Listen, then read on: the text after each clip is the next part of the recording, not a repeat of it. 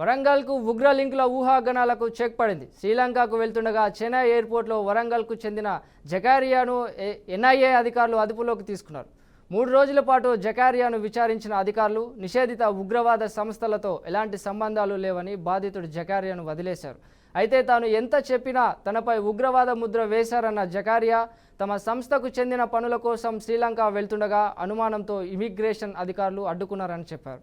తనపై ఎలాంటి మచ్చ లేదని తెలుసుకున్న తర్వాతే అధికారులు వదిలిపెట్టారని, తాను ఉగ్రవాదినంటూ వార్తా ప్రసారంపై బాధితుడు ఆవేదన వ్యక్తం చేశాడు. నగర్ జాన్పూర్లో నివాసం. నా భార్య పిల్లలు అందరూ కూడా ఇక్కడోళ్ళే, నేను కూడా ఇక్కడ వ్యక్తినే. మా నాన్నగారు చిన్నప్పుడు అంటే నేను ఒక 10 సంవత్సరాల లోపల ఉన్నప్పుడు మా నాన్నగారు ఆంధ్ర గుంటూరు నుండి ఇక్కడికి వచ్చారు బతుకు తెరి కోసం. ఇక్కడే నేను చిన్నగా ఇక్కడే విద్యార్థి చదువుకున్నాను, ఇక్కడే పెళ్ళిళ్ళు చేసుకున్నాను, ఇక్కడే నివసిస్తున్నాను. నేను జమాతుల్ ముస్లిమీన్ అనే ఒక సంఘానికి ఆల్ ఇండియా ప్రెసిడెంట్ని. 2021 మార్చి నుండి నేను ఆల్ ఇండియా ప్రెసిడెంట్ ఇక్కడ. ఇందు మూలంగా అక్కడ జమాతుల్ ముస్లిమీన్ సంఘం అన్ని కంట్రీల్లో కూడా ఉన్నాయి. శ్రీలంకల కంట్రీ జమాతుల్ ముస్లిమీన్ సంఘ నాయకుడిని కలవడానికి నేను పోయాను. 26 జనవరి డేటు రోజున నేను అక్కడికి పోవటానికి వెళ్ళిపోయాను. అక్కడ విమానాశ్రయంలో నన్ను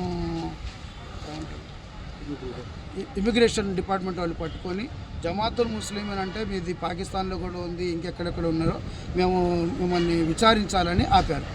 విచారించి వాళ్ళు 2 రోజుల తర్వాత నన్ను వదిలేశారు. మీరంతా క్లీన్గా ఉన్నారు, మీకు ఎటువంటి సంబంధం లేదు ఇదేమి బాగానే ఉంది. ఇక్కడికి వచ్చిన తర్వాత అన్ని పేపర్లో అన్నిట్లోనూ నా గురించి చెడుగా రాశాడు. ఉగ్రవాదినని, పాకిస్తాన్ ఏజెంట్నని, నేను ఎన్నో సంవత్సరాల కానించి ఏజెంట్గా పనిచేస్తున్నానని ఏదేదో రాసి ఉన్నాయి. ఇప్పుడు ఏంటంటే నాకు పరువు నష్టం. నా భార్య బిడ్డలు అందరూ భయపడి ఇళ్లలోంచి రాకుండా ఏడుతా కూర్చున్నారు 3 రోజుల కాంచి. నా తల్లి పరిస్థితి చూడలేకుండా ఉంది, మంచాన పడ్డది.